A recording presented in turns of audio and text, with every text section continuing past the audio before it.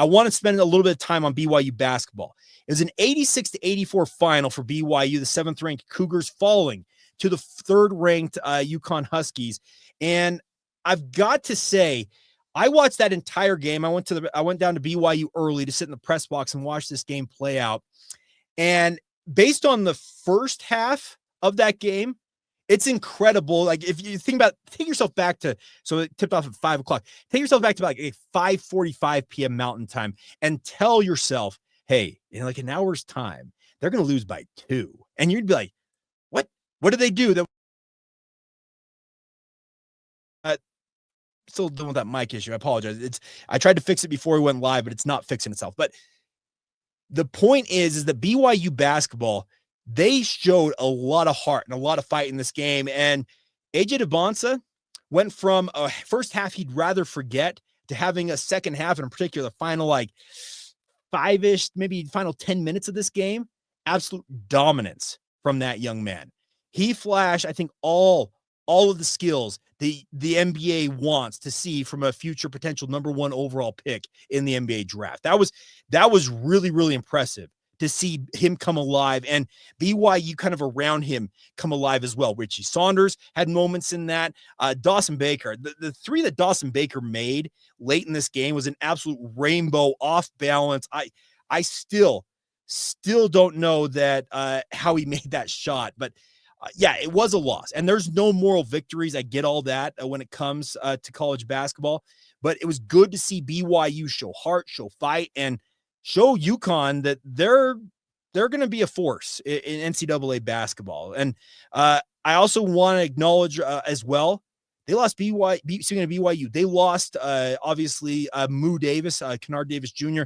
had that was arrested on suspicion of DUI on the way to meet up with the team to fly out to Boston. So he made the trip, but as Kevin Young said, he was suspended for violation of team rules. We'll see what happens in that case with the Provo Police Department. But then Cabaketa on a loose ball, and there was nothing dirty about the play, I didn't think. I thought it was just an inadvertent going for the loose ball, and he takes an absolute just shot to the dome from that. I don't remember who it was from UConn, and looked like he had a concussion. So I do think that it's impressive that BYU fought back, A, overall, and B, without 2 of their starters, and essentially played 30 minutes of this game without Cabaketa. Now, wishing quick healing vibes, whatever it was that Cabaketa dealt with, that he's back in very short order, because he's a very important piece for BYU. Losing him is a tough deal, but it showed what BYU has in the tank to rally without those guys in the lineup. So good point here by Freeman Williams Freeman, I think. Ben showed great signs. Tyler Miras, Xavion Staten, Diomande look playable in big games. I will say that you're right. Tyler Miras, I do think that he earned extra time. It was our first kind of real extended look at what a guy like Xavion Staten is capable of doing.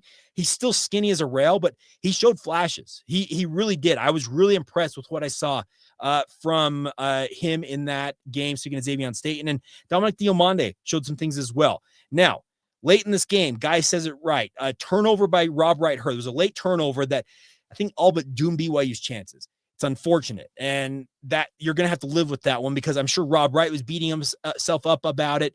You look back at it and say, man, what could have been had you not turned that ball over? And you say it's not blaming him. It's just a fact. It is a fact. That turnover really hurt BYU in this game. Things BYU is going to need to fix, though, in terms of overall play, is BYU made 29 field goals in this game.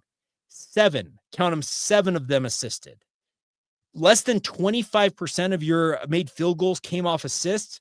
That's not a very sustainable number, and they've got to fix that. BYU, 8 of 26 from 3. The three-point shooting woes kind of continued. They've really only had the one hot half against Delaware shooting the 3. Got to see that become more of a consistent thing for BYU. But they lost by 2 in a game that they ended up shooting 49.2%. I'm telling you, it was sub 40% for long stretches of this game, whereas UConn, 56.6% from the field overall. They were hot shooting, speaking of the UConn Huskies. And for BYU to have hung in there and only lost by 2, that showed some really, really impressive cojones from BYU. I do think that was an interesting deal. Guy has a good point here.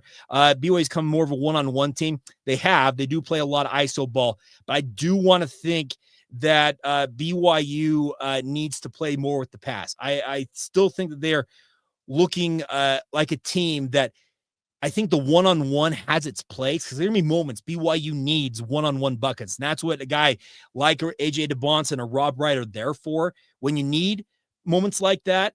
But you do need to see more team-oriented play, I guess is probably the best way to say it. And I think that's why guys like Richie Saunders struggled. He was 0-7 from 3 in this game, and that's not a good stat line. 6 of 14 overall, 5 of 6 from the free throw line. So not bad, but 0-7 from 3. That's not what Richie wants, nor does anybody want that. So I do think BYU could be much better in terms of playing with the pass a little bit more, but we'll see what happens.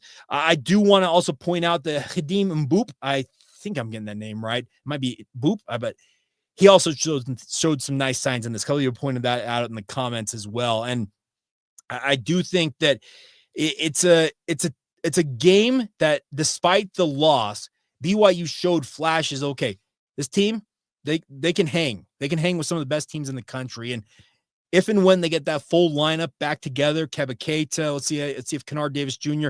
gets back on the court sometime relatively soon.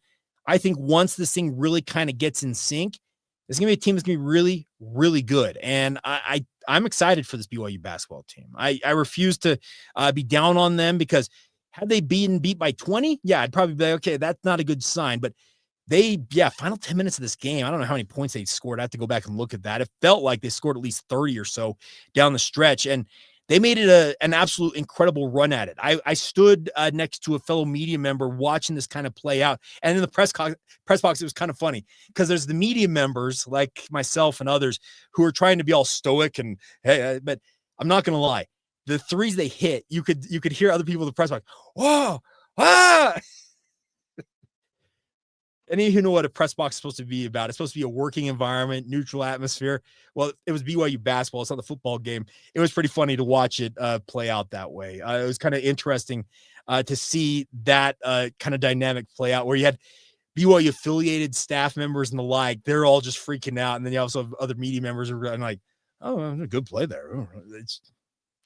I don't know. Maybe it's just me, my experience working in the media, just kind of watching that play out. But I do think that it's a good sign that BYU, despite this loss, and I think one of you pointed out earlier, it might have been you, Guy, who said that close losses do matter when it comes to seeding. It's the biggest oxymoron in sports, but quality losses are absolutely a thing in the NCAA tournament selection committees, like calculus, when it comes to seeding teams. That 2-point loss to UConn may help BYU move up a seed line. That is how kind of, like I said, oxymoronic it is to have quality loss on your resume. But that's one of those for BYU, getting that against UConn. So good signs for BYU. Some of you also saying that Mihailo Boskovic doesn't need to ever step on a basketball court again. Here's the thing. Bosco had some really good moments down the stretch last season. Let's withhold judgment. We're just 4 games into the season. There's a long season ahead. There's 30-plus games to go for BYU at minimum, you hope. So I do think that it's too early to be saying that Boskovic needs to be benched. I saw one person say he needs to be a water boy. I think it's too early to cast him aside. I think that Kevin Young has earned the benefit of the doubt. If he's putting Mihailo Boskovic on the court, he knows what Mihailo can bring to the basketball team. He wouldn't be putting him out there if he thought it was an absolute liability. That's just a personal opinion on that matter. So, good point. The loss to UConn the loss to UConn basically at UConn with 2 starters down is definitely going to do great things on a resume. Maybe they won't look. I don't know how closely they'll look at that and saying, hey, remember BYU was without 2 starters, but I'm telling you, quality losses against a team like UConn who's got a championship pedigree. They've got 6 NCAA titles. It is going to pay benefits for BYU. So I do think that this BYU basketball team showed some really, really positive sides despite that loss. All right, that is going to do it. Big thank you to all of you for tuning in. As always, you guys are absolutely awesome. Thank you for staying up late with me. It's 2:35 p.m. a.m. Mountain Time. I know some of you are probably overseas. Some of you guys check in from all over the world. So truthfully, thank you for all your support. If you wouldn't mind, before you go, click a little thumbs up icon if you're watching this on YouTube. And if you're rewatching this on YouTube, do that as well. Or if you're listening to it wherever you get your podcasts, subscribe, rate and review, share with your family and friends. Do the whole thing. I mention all the time for those of you who are everydayers.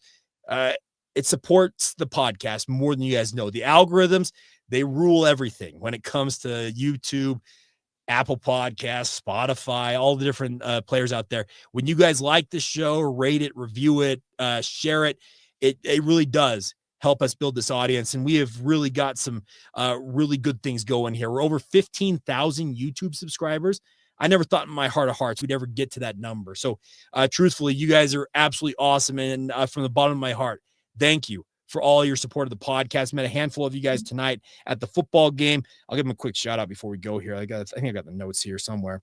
Let's see. We met Chris tonight, Lon and Elise, Linda and Matt, Lincoln, Dave, Mark, and a handful of more I probably forgot about. But truthfully, you guys, what makes this show go around. So thank you for all your support. And Psycho CD, I got church in 7 hours. I've got church in 11 hours. Yeah, 11 hours, 1:30 Mountain Time. So I'm going to go get some sleep. You guys do the same, and we will catch up with you guys Monday. Film review Monday, looking back at both the BYU basketball loss. I'll rewatch that game. I'm also going to rewatch the BYU football game, and I'll have my reaction to both of those on a Monday edition of the podcast. So enjoy the rest of your Sunday, everybody, and we'll catch you guys again soon. Thank you, as always, for making Locked On Cougars your first listen of the day, and we'll catch you guys again soon right here on the Locked On Cougars podcast.